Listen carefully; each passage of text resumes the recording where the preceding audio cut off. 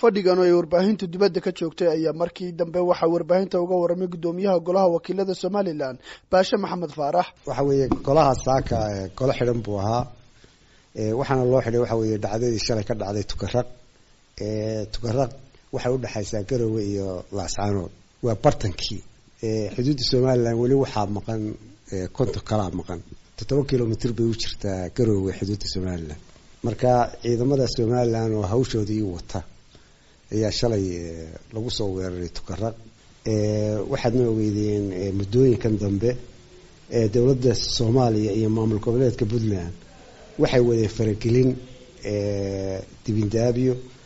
ay ka dhex abuurayaan labada dal Somaliland iyo Soomaaliya taasoo xaalad abuura oo raba qalalaase iyo nabadgelyo inay ka ridaan mantaqada geeska Afrika gudoomiyuhu waxa uu sheegay in dawladda Soomaaliya aan ixtiraamin heshiiska ay la galeen Somaliland waa sida uu hadalka u yiri waxaanu tilmaamay in aanay aqbalayn in hawada laga maamulo Muqdisho dawladda Soomaaliya waxay cadeysay inayna ixtiraamayn heshiiskii lagu wada galay hawada Istanbul iyo mid kale ay wada galeen saddexda hay'adda UN-ka iyo Somaliland iyo Soomaaliya hawada inta lagu heshiinayo in gacanta ay ku hayaan marka hawadana la qaybsado shirkii Istanbul la saasan lagu soo kala saxay dabadna hadda waxay sameeyeen inay yiraahdaan hawadii waxa lagu soo wareejiyay Soomaaliya annaga hawada Somaliland xukuumadda taasina waxa weeye waa meel ka dhac laga dhacayo qaranka Somaliland wax lagu yeelayo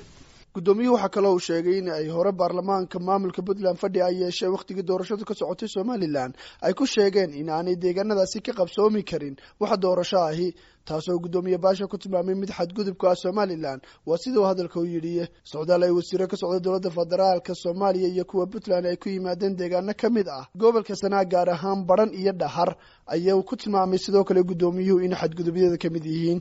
waxaas oo dhan waxay Somaliland inta jawaab kama ay bixin waxay ku jirtay waxa weeye diris wanaag dadaynu waalnahay dhiigna diyaar uma aha Somaliland dhiig hore u soo gashay waxay ka shaqaysaa waxa weeye mantaqadu inay ku wada noolaato nabad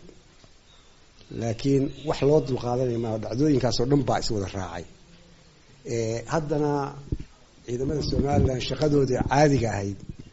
ayay wateen waa la soo weeraray waxa lagu weeraray dal Somaliland waad ogeydeen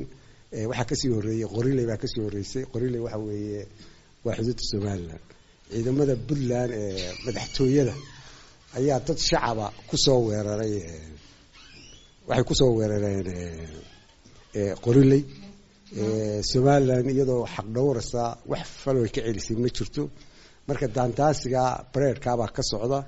sidii loo wiqilaa qarannimada Somaliland gabagabadii waxa uu gudoomiyaha golaha wakiiladu sheegay in dulucda kulankoodu uu ahaa sidan marka waxaan shacabka Somaliland u sheegaynaa waxa weeye hadii ay joogsan weydo in loo diyaar garoobo sidii loo difaaci lahaa dalka sidaas aanu xildhibaanada maanta fadhi xiran ugu yeernay inaan la socodsiino hadba xaaladdu meesha